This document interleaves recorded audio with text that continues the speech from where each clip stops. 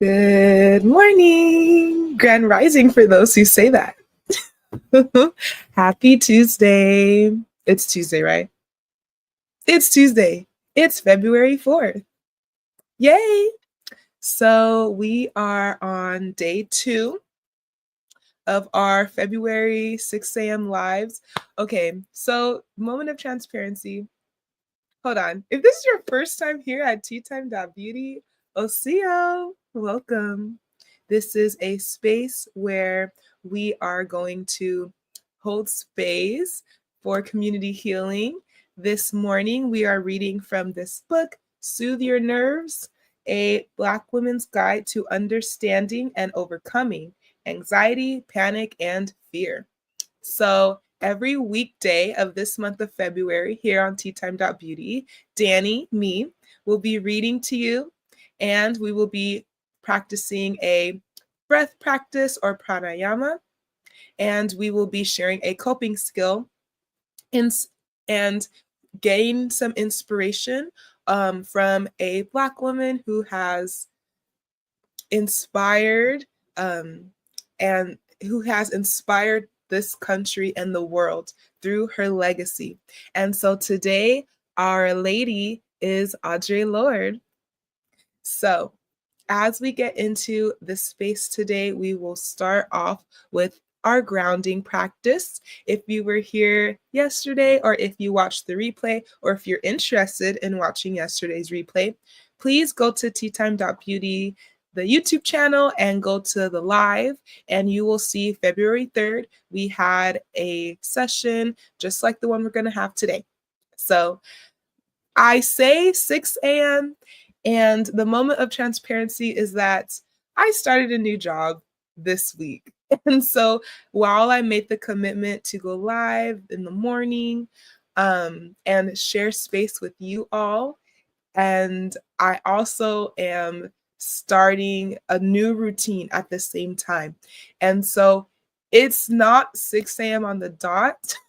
However, I understand that this is a space where we are showing up authentically, and it is okay that when people show up and when people see this video, it will be meant for you. Okay, so we're going with the flow this February 2025. We are listening to our intuition 2025, and we are holding, creating, and maintaining boundaries that align with our soul space at this point in time. Alrighty. So with that said, let's go ahead and start with a grounding practice. So again, my name is Dani. This is Teatime.beauty. Welcome. And if you do end up gaining some knowledge, inspiration, encouragement, hope from this video, please in the comment section, share with me what you enjoyed about this session.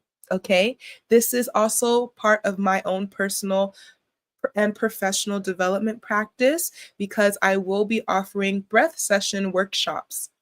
And it will be $5. It will be a group setting in a Zoom room, and I will guide us through 15 minutes of breath work.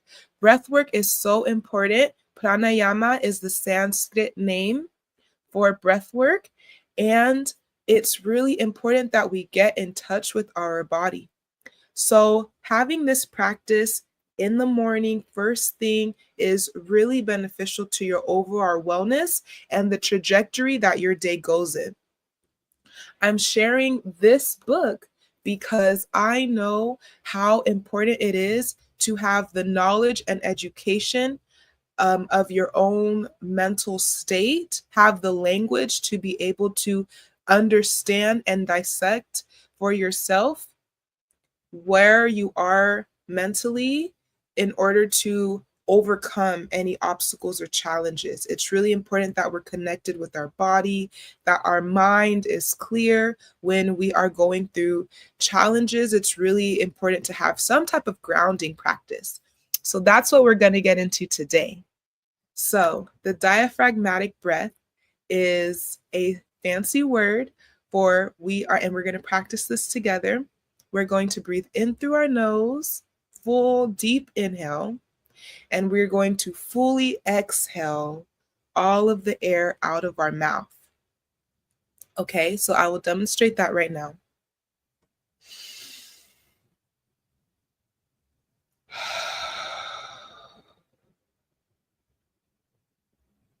Okay, and so if you were to put your hands on your diaphragm like this, you would feel as you inhale, it expand, and as you exhale, it retracts back into place. So we will practice that 3 times, and when you are ready, we will inhale and exhale.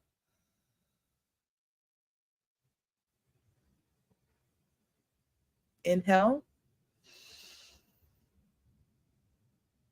and exhale.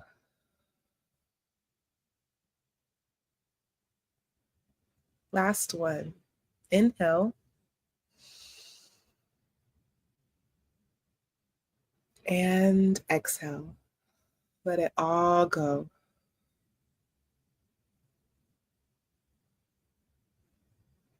If your eyes were closed, go ahead and flutter them open. And go ahead and get in touch with your body, whether you touch your shoulders, rub your arms, rub your legs, whatever feels good for your body in this moment. We're going to get settled, and whatever you might be doing as you listen to this video, please always do what's best for you in this moment. Okay. Yay! Hi, Marissa. Thank you so much for being here. Yay. Okay. I'm so happy. I'm so happy because I have not been advertising. So, it feels good. It feels good to have the support. So, okay, since Marissa's here, everyone, please, Black Women Freelancers. She just changed her name. Black Women Freelancers is a free community for anyone who is an entrepreneur. So as I said, I will be, her YouTube channel is Marissa Price Heals. So, okay, and this is an update for you as well, and anyone else listening. So I am, as I said, creating breathwork sessions for everyone, and it'll be $5. I am working on sharing that that link for people to be able to pay and sign up. Like, I'm still figuring out that process, but literally. So I will be reaching out to ladies in the community to support, because it's not as simple. It hasn't been as simple as a process as I've been hoping. So in yesterday's live, I shared that I will have the link already, and it's not ready yet. So it's okay. And also, we're sharing authentic transparency in the process of creating systems and creating community supports and setting up these systems when these processes are new for me.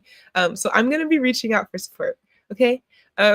Yes, but this is beautiful because our coping skill of the day is creating safe spaces. Okay. So coping skill featuring Audre Lorde. The coping skill: create a physical or emotional space where you can fully relax and express yourself, whether through journaling, art, meditation, etc. So creating safe spaces. And our story and inspiration, Audre Lorde. Audre Lorde, a poet and activist, built a legacy of reclaiming identity. She wrote about finding safety within oneself, saying, "Caring for myself is not self-indulgence. It is self-preservation. And that is an act of political warfare." Okay. Caring for myself is not self-indulgence. It is self-preservation. And that is an act of political warfare. So beautiful.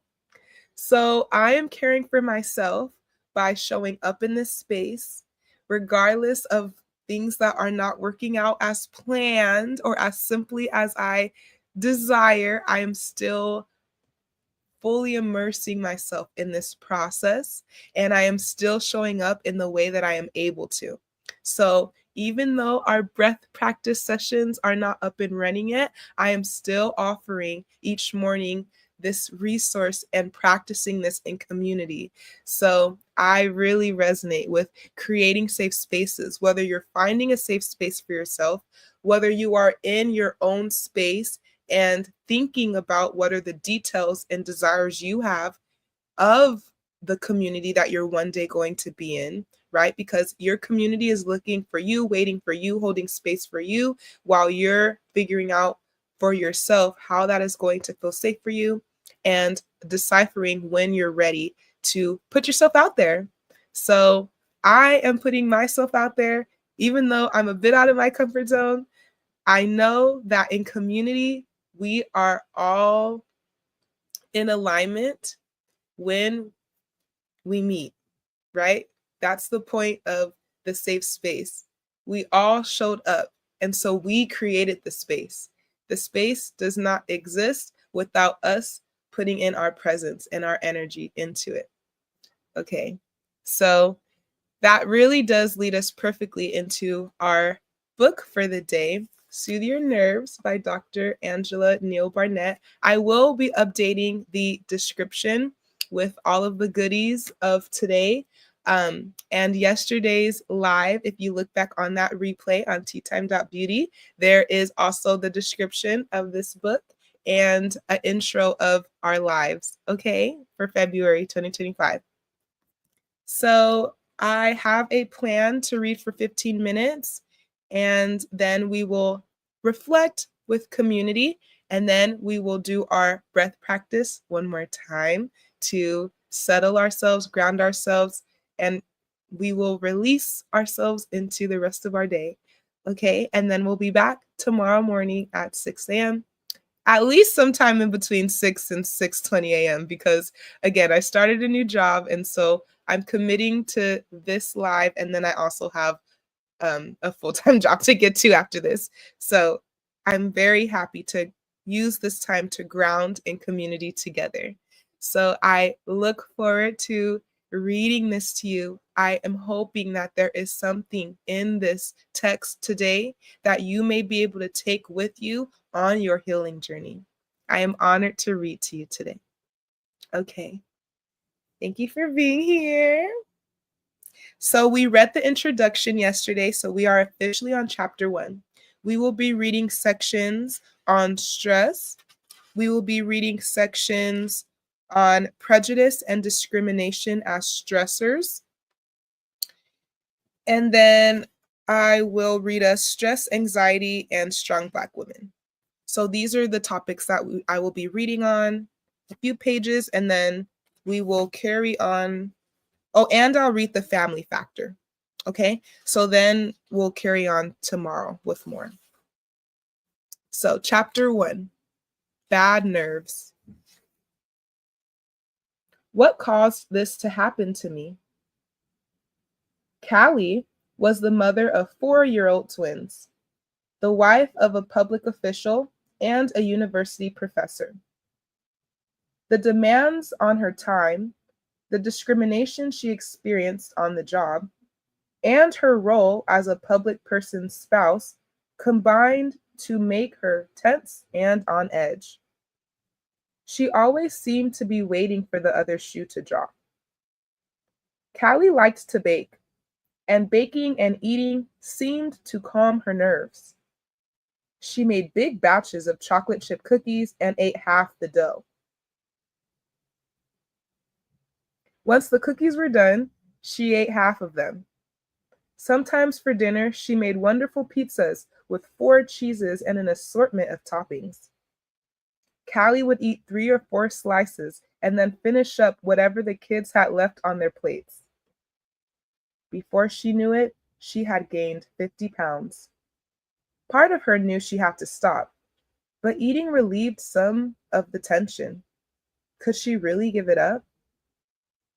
The answer came fairly quickly. The weight gain began to impact her health. She developed hypertension, and her cholesterol level was sky high. Her doctor told her that if she wanted to see her twins grow up, she needed to exercise and change her diet. Callie began walking 3 miles a day.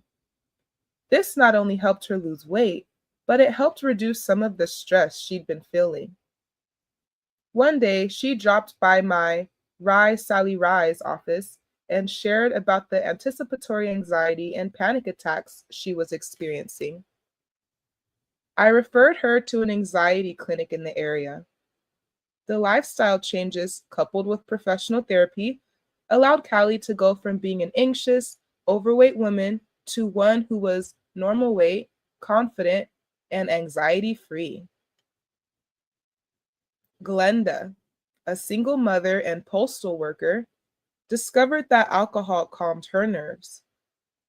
Whenever she felt anxious, she took a drink. She often felt anxious when she was out with friends. The drinking reached the point where she would pass out in the street. Her live-in boyfriend became so disgusted that he left. Ultimately, she ended up in a detox center, where she realized her main problem wasn't the alcohol, it was her anxiety. Clarice, a manager in a hair care company, started having panic attacks at age 29. One day, while sitting in a routine meeting, she began to have trouble breathing and hot flashes. She excused herself, went to the restroom, and splashed water on her face. It didn't help. Somehow, she made it through the meeting, but she was anxious and terrified it would happen again. An occasional drug user, she found cocaine made her forget about the anxiety. Soon, she went from cocaine to crack. It worked quicker. She lost her job, her luxury car, and her apartment, and eventually moved in with her mother.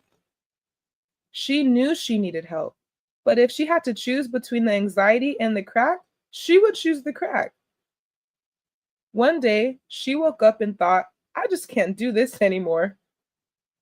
Clarice put on her clothes and walked down the street to the bridge overlooking the Cuyahoga River.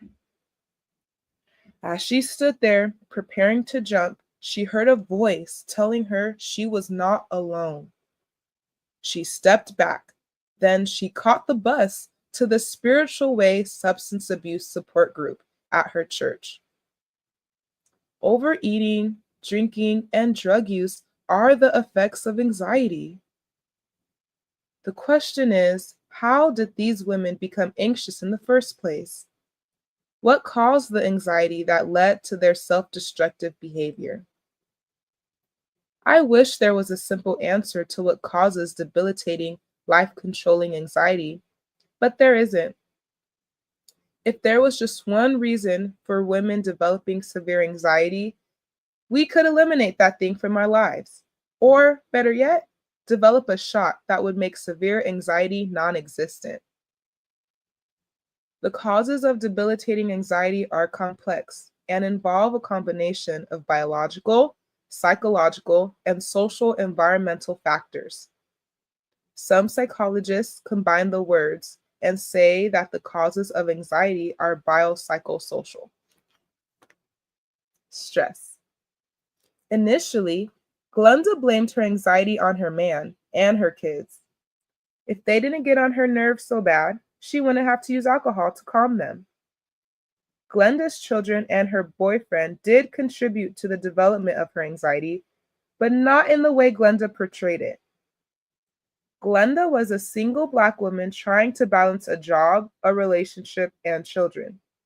When the children didn't follow her instructions, as children are likely to do, or interrupted or misbehaved, or when the relationship hit a low point, as is natural in a relationship, or something went wrong at work, the amount of stress derived from each of these roles increased. Glenda's response to the increased stress produced more stress, which, combined with other psychological, environmental, and biological factors, to produce crippling anxiety. Common life stressors for women include the birth or death of a child, the loss of a spouse, divorce, marriage, moving, a new job, the loss of a job, the death of a parent or sibling, health issues, and relationships with children.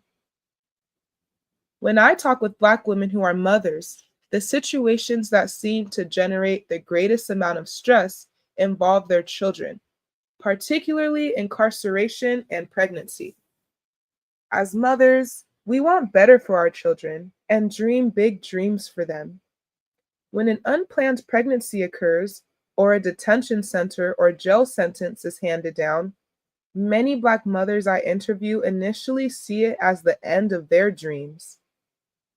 Later, they come to understand that their original assumption was not necessarily correct. Once this realization takes hold, they become focused on not allowing the pregnancy or criminal act to ruin their child's life. This positive action can create more stress as they seek out services, help arrange childcare, visit on a regular basis, and investigate programs that will help their child achieve against the odds.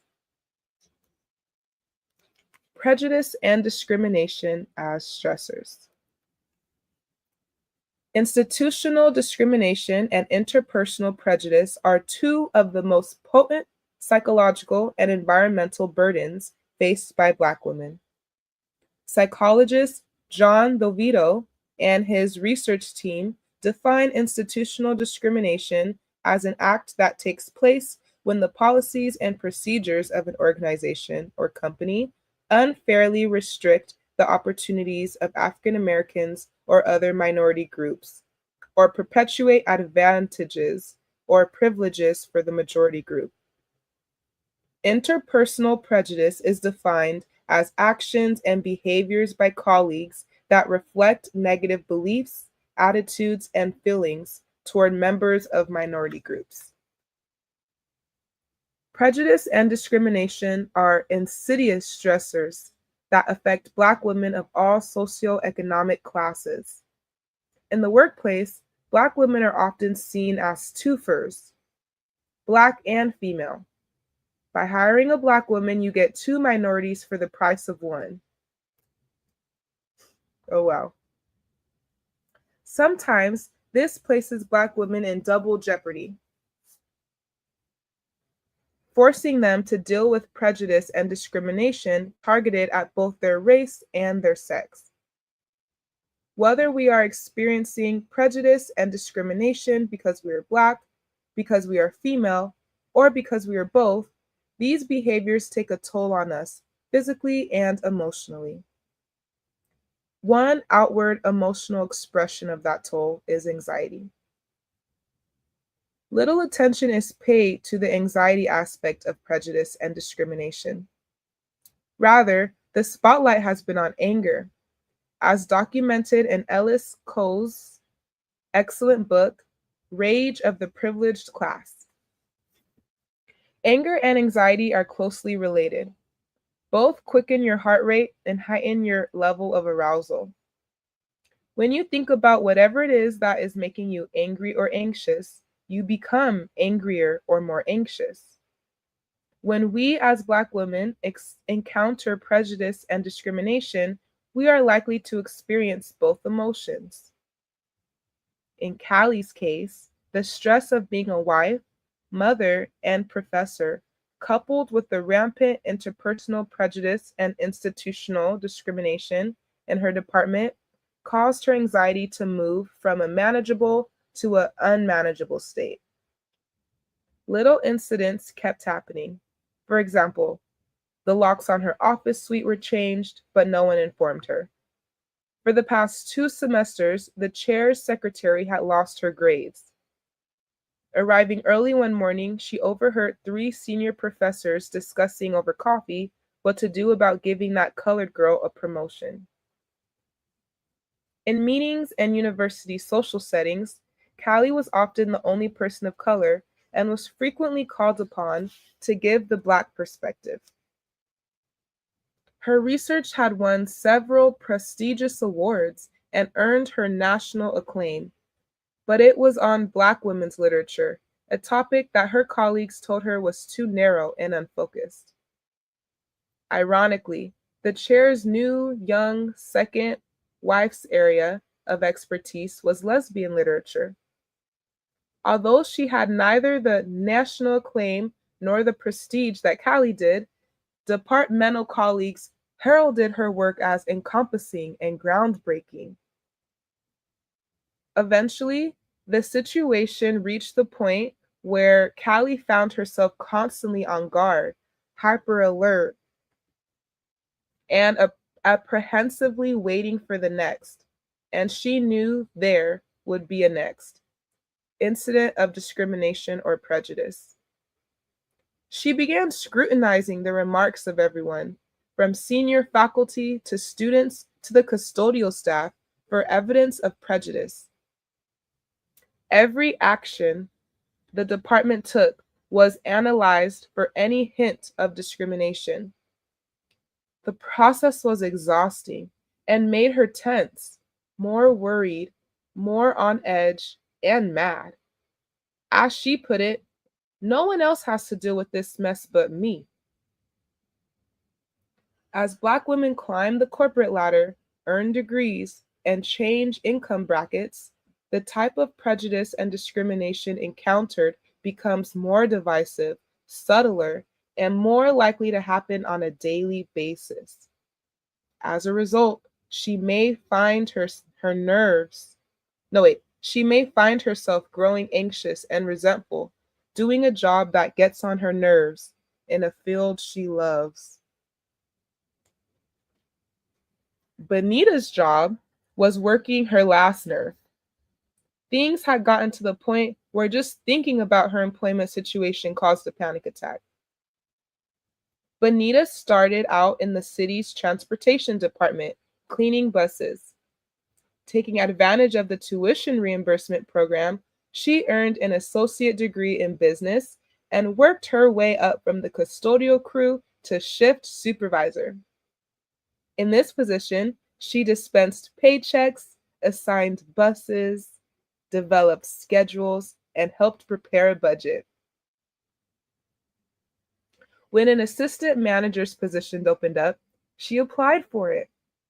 Everyone just knew she would get the job. She didn't. In fact, she wasn't even interviewed. They told me they decided not to interview anyone who already worked here, she said. They wanted someone from the outside who could bring a fresh perspective. So who did they hire? Some white guy with a high school diploma who was a shift supervisor in the city hall cafeteria. Then they had the gall to ask me to help train him. I don't want to, but I'm afraid if I don't, they won't give me a good recommendation if I try to leave. My stomach always seems to be in knots, and I can't shake the feeling that something else is going to happen. Stress, anxiety, and strong Black women. Whether it is discrimination, prejudice, or another stressor, Black women appear to handle stress somewhat differently from men or white women. Men are more likely to do battle with whatever or whoever is causing stress, or they simply remove themselves from the situation. White women seem more likely to find stress relief by devoting time to their children or seeking support and friendship from others.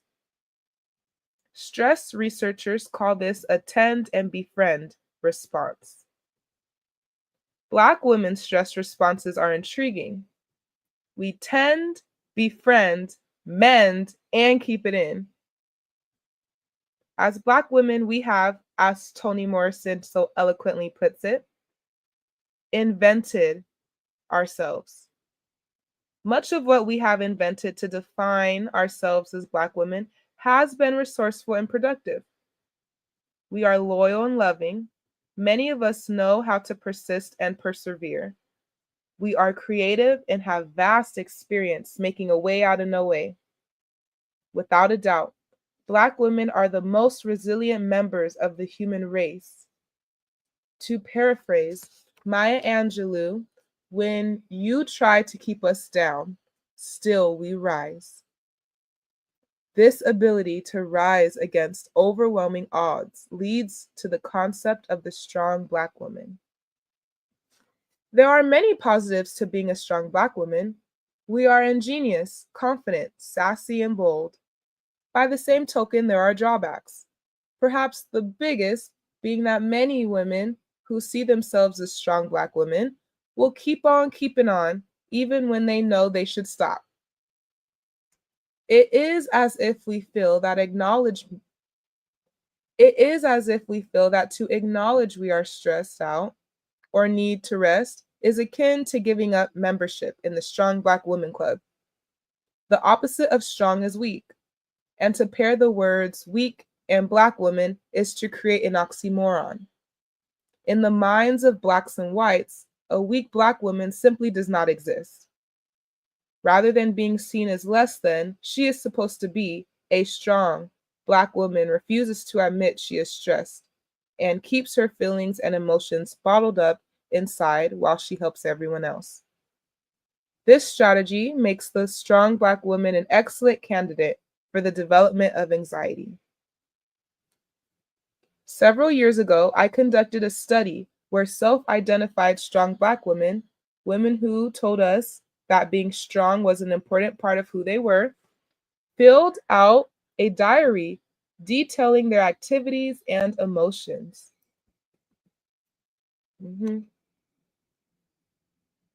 At the same time, their blood pressure and heart rate were being monitored. This was done for an entire day. In the diaries, the women did not admit to being stressed, even in stressful situations. Marlo wrote, "Had to fire S today. She didn't take it well." Firing someone is a stressful situation, yet the only emotion Marlo indicated that she experienced was calm. But her blood pressure and heart rate readings told a different story. When firing S, Marlo's blood pressure increased by 15 points, and a 20-point increase was seen in her heart rate. She wasn't the only one. Almost every woman in the study exhibited the same pattern. Either those women could not admit to being stressed, or they were unaware they were stressed. That was our 20-minute timer, but I'm going to keep reading to finish this section. Interviews indicated that women were aware of their stress level. They were just unwilling to admit it was problematic. Several said to me, "Baby, I don't have time to think about that mess. If I did, I'd be stressed out about everything." Yet, taking the time out to acknowledge the stress and do something about it would go a long way toward preventing the development of serious anxiety and the health problems associated with it. Chronic upper respiratory infections, hypertension, heart disease, and obesity. Okay, so we've got one more page. The family factor. As Glenda began to confront her past in detox, she realized that her grandmother had also suffered from bad nerves. Glenda's discovery is not unusual. One of the most eye-opening experiences for many Black women comes when they share their anxiety difficulties with a close family member. The family member usually reveals that others in the family are struggling or have struggled with the same problem. In fact, Black women who have a relative with an anxiety problem are 7 to 9 times more likely to also have that anxiety problem. For many African American families, anxiety problems are a long-held family secret. The familial component of anxiety may be biological, environmental, or both. Several years ago, Canadian researchers discovered a genetic link for panic attacks. They discovered that people suffering from panic attacks had a gene that increased levels of chemical called cholecystokinin, or CCK, in their brain. This is not to say that panic attacks are genetically inherited, but people born with this gene are more susceptible to developing panic attacks. A family history of anxiety difficulties may not necessarily indicate a biological cause for your anxiety. It may instead indicate that your anxiety has environmental roots. If an anxious parent, grandparent, or other family member raised you, your anxiety may have developed partly by simply listening and observing. Our parental figures are our first teachers, our first role models. Our earliest speech and behavior are learned from them. If our parents always wring their hands and talk aloud about their nerves being bad or of being scared as children, we are likely to pick up on it and begin to copy their behavior. If we observe our mothers and grandmothers avoiding situations or people who make them nervous, we learn to do the same thing. Glenda realized that as a child, she had never learned how to deal with situations that made her nervous. Her grandmother tended to avoid or withdraw from anxiety-producing situations. So did her mother. As a teenager and a young adult, Glenda modeled her mother's and grandmother's behavior. She avoided situations. As she grew older, Glenda found that with alcohol, she could tolerate some anxiety-provoking situations. In reality, Glenda's alcoholism was another form of avoidance. When she drank, she didn't have to deal with what was really bothering her. Glenda had never been exposed to healthy ways of coping with anxiety. Avoidance was all she knew. Glenda realized that if she was going to overcome her anxiety, she would have to learn other ways of dealing with anxiety-producing situations.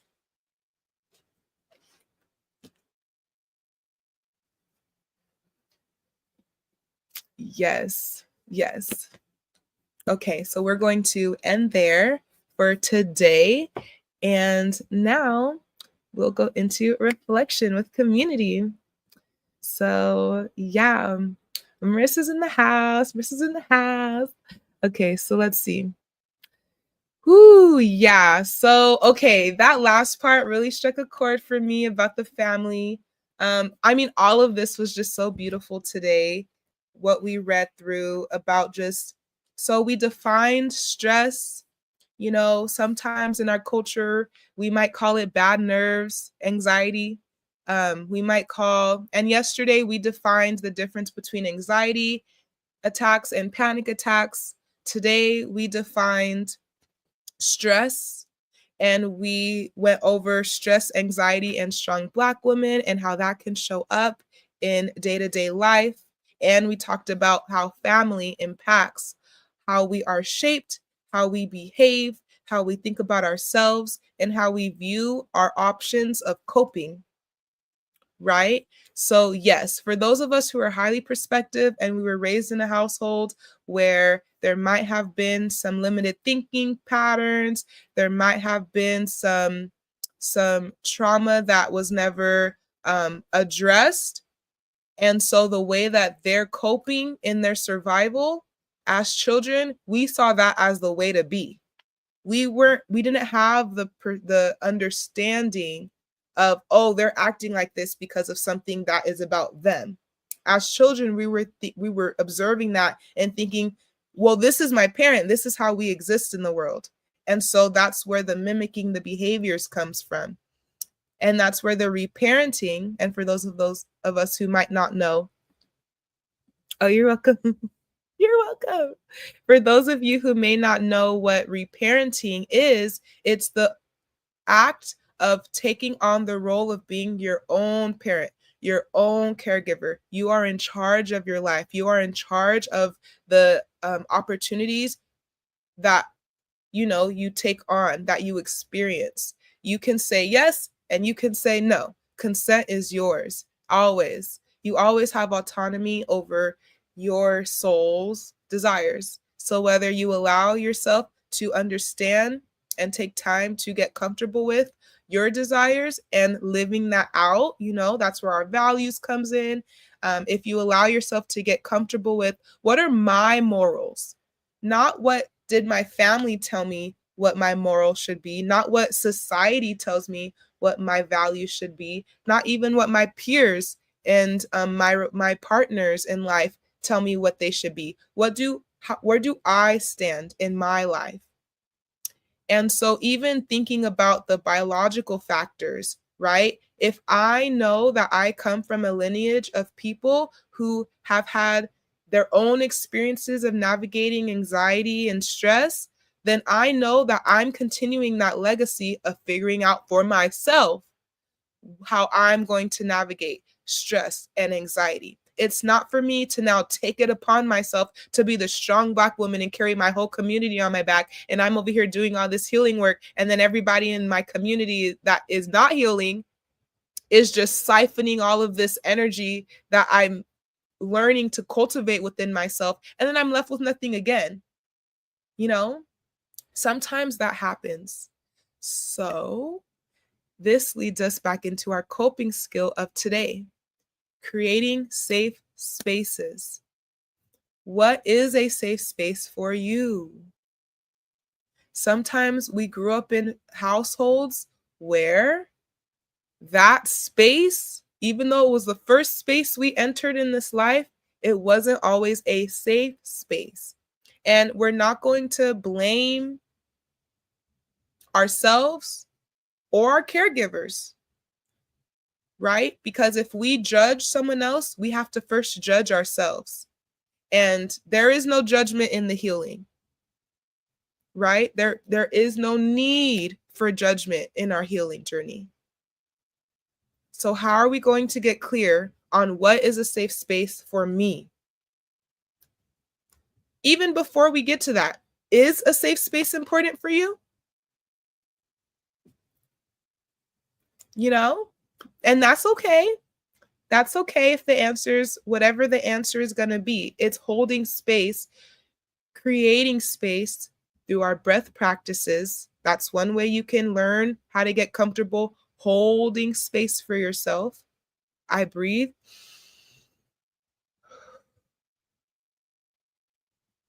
You know what I did just now? I created a safe space for myself. I created a moment for my mind and my body to connect and experience safety by taking that deep breath just now. And that's something you can always offer yourself. Right? We're getting into it this morning. Let's go there. Okay, so let me go ahead and read that coping skill again. And then please, anyone on the replay, share. Is there anything that you resonated with? Is there anything that was new for you? Is there anything that you knew about and you got some confirmation today? Let me know. I will read our coping skill and our Audre Lorde quote again, and then we will go into our closing breath, and I will share my breathwork sessions offerings, a few updates on that, and then we'll meet each other again tomorrow morning. So, our coping skill, creating safe spaces. Create a physical or emotional space where you can fully relax and express yourself, whether through journaling, art, or meditation. Sometimes I like to go on walks. I like to sing. I like to listen to music, dance around, be funny, look at something funny, cry, and let that be okay so that I can soothe myself after I cry. I just letting it out. We're not 2025. We're not holding it in. We're not taking other people's burdens. We're not doing that anymore. No. And for those of us who might have a difficult time saying no, let's start practicing saying no and doing like physical things that are symbolic of our ability to push whatever is not resonating with us away. No. So Glenda, every single time she thought about, I really want to drink right now, this is a really stressful situation, and I feel like I need a drink, she can tell that situation, no, no. Every time it pops up in her head, and all of the nerves in her brain and all of the symptoms in her body are all tingling with anxiety and tension, and the hypertension's doing the hypertension thing, she can say, I'm choosing something different. I'm going to respond to this differently. I'm going to have compassion for myself in this moment.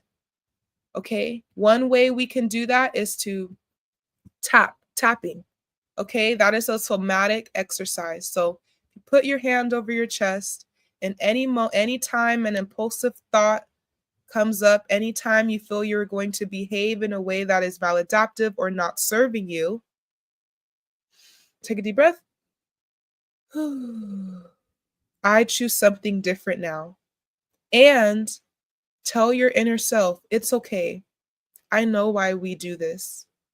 I know why we've done this in the past. And even if you end up doing the thing that isn't necessarily in your best interest, also still worthy of compassion. I'm here for you. I will never leave you. Okay? So let's go ahead and read her story. Audre Lorde, a poet and activist, built a legacy on reclaiming identity. Your identity is not anxiety. Your identity is not to be strong. Like you can be. So when you're being, what are those identities? They're intersectional. Okay, Kimberly? So creating a safe space for each identity. I might need a different safe space for my womanhood than I do for my creativity. Maybe I might need more intermingling of different types of peoples and personalities for my cooking identity than I do for my doula identity. I might need a different safe space for my yoga identity versus my identity that loves hip hop. I'm thinking of random things. We have so many identities that we could go on and on and on. And it gets easier the more we practice this. Okay? Okay, no más. No más. Okay? No. Because remember, Glenda was like, that alcohol's the problem. And then Dr. Angela said, it's actually a bit deeper than that. You know, like, yes, the alcohol's not helping your life right now. And it is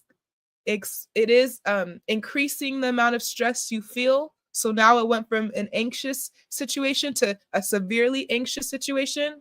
And let's go a little bit deeper, okay, and figure out what's the root of that stress. Oh, your environment at work is tense. Okay. Oh, at home you have children who are doing normal children things, like not listening to you. That's stressful. Oh, biologically, you might have some condition where you might need to take more magnesium. You might need more vitamin C, you know, and that will help you biologically have less stress. How can we add all of these different components throughout our process of learning more about ourselves to benefit our healing journey? How can we take our time creating safe spaces to heal and decrease the amount of judgment we're pushing on ourselves? Because as soon as we judge ourselves, we're automatically taking ourselves a few steps back in regards of when we're moving forward. Each step is being in the present. Moving forward, each step is the present. When we start thinking about where we're going, we're being in the future. Anxiety lives in the future because we can't confirm and clarify what is happening in the future. That's unknown. We can make guesses. We can have faith, but we can't clarify and confirm what is going to happen in the future. All we can confirm and clarify is what's happening right now. Am I taking steps Am I standing still? Am I sitting down? Am I laying down? Like, what am I doing in this present moment? That's the most important thing. That's the only thing that we can sense and confirm what is happening right now. When I'm stuck in the past, and that's that stepping backwards, I'm going back to what I already have experienced. And our brain will try to protect us and remind us. Our brain will want to, in the moments where we're having that temptation, when we know we want to do something different, we know we learned about the breath work. We know we learned about the breath work. We know we learned about the coping skills. And so in the moment when the challenge comes out, we're like, oh, this is the opportunity. I can make a choice. Our brain and our body will do everything in its power to say, let's just take a few steps back and remember the last time something happened. And so let's just go based off of that and then make a decision. Okay? And you being the reparenting adult in your life, the person that is in charge, can make that choice to tell that voice with compassion, thank you for protecting me. I know you're doing what you're created to do. And thank you for keeping me safe in those moments in the past. And I'm going to trust myself in this moment and do something different, because that's based off of limiting beliefs. And I'm open to seeing more and expanding what I know I might have access to. I don't know what exactly, that's why I said might, but I know there is something else that I can experience that I have yet to experience. And I'm trusting and I'm believing that I am worthy of more than those limiting beliefs and those challenges from the past. I'm deserving, I'm worthy of experiencing more than what I've already experienced. And even speaking with self with compassion in that way is taking steps, right? So I really hope that landed for someone somewhere because that really came from my heart right now. And I needed to hear that as well, because it's February 2025 and there are a lot of things and spaces that are happening in this country that don't feel safe. And so I never want to dismiss the reality of what we are going through as a collective and the reality that people are going through their own individual journeys right now. And so that's what these lives are for. I really would love to share. When we have the education and the language and the knowledge and the community, we will go so much further, so much faster than trying to figure everything out on our own. I know that. And so I'm doing my part in contributing to the collective wellness. Okay. So with that, let's go ahead and get into our closing practice. So if you're sitting, and you're joining this, get in a comfortable position. And if you're standing, that is okay too. We are going to do 5 deep breaths. Inhale through our nose, exhale through our mouth, letting all of the air out of our body, letting all of that stagnant air out so we can have full inhales and full exhales. You will feel your diaphragm expand and retract because we're doing full, deep belly breaths. Okay. And our affirmation for today. Thank you so much for being here. I appreciate you so much. Our affirmation of the day, and I want you to think about this. Oh, look at this picture. If you ever feel like this breath will help. Okay?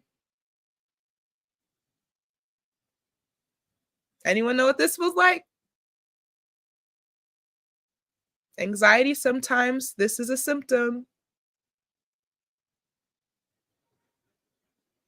Okay? So if anyone ever feels like this, the breath we're about to do is helpful.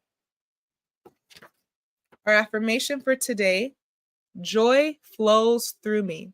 So as we breathe, I'm going to repeat that affirmation, and you can think about it, feel it in your body, and with each breath, we're inhaling, joy flows through me, and we're exhaling that energy to flow throughout our day, throughout our month, throughout our year, throughout each interaction we have, okay? So in a comfortable position, if you're comfortable enough to close your eyes, I invite you to do so, or you can look at the tip of your nose with the lowered gaze. Ready? Inhale and exhale.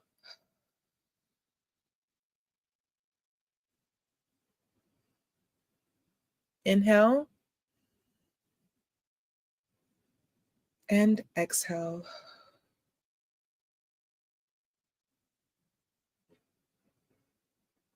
Inhale. Joy flows through me.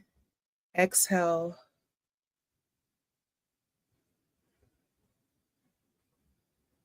Two more. Inhale.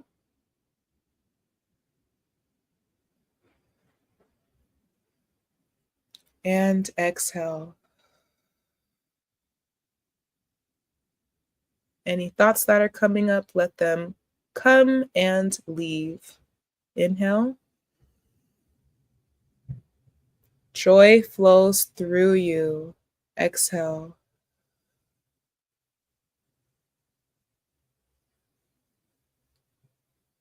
If your eyes were closed, go ahead and flutter them open.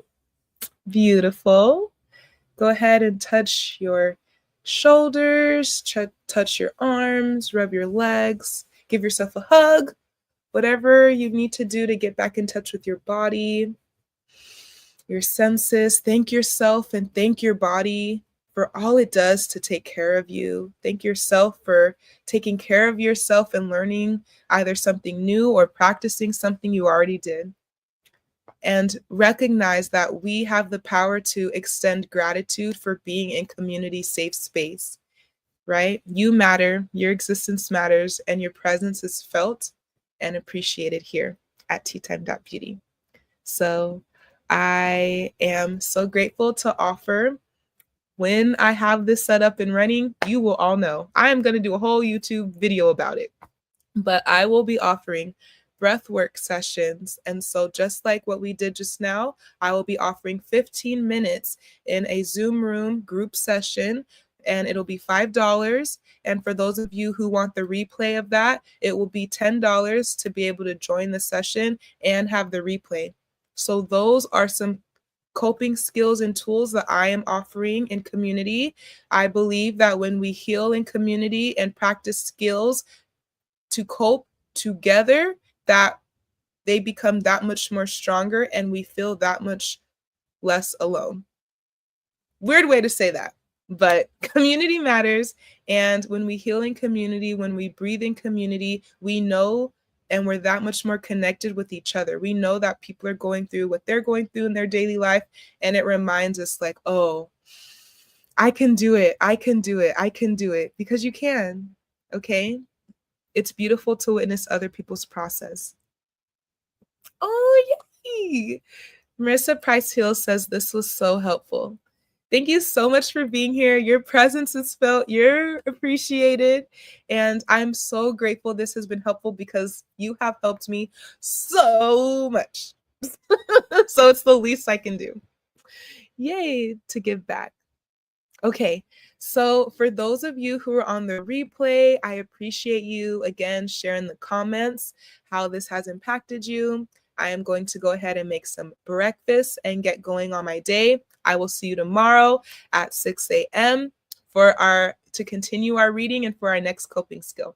Okay, so find somewhere today. Find a safe space for yourself today, even if it's in your own bedroom.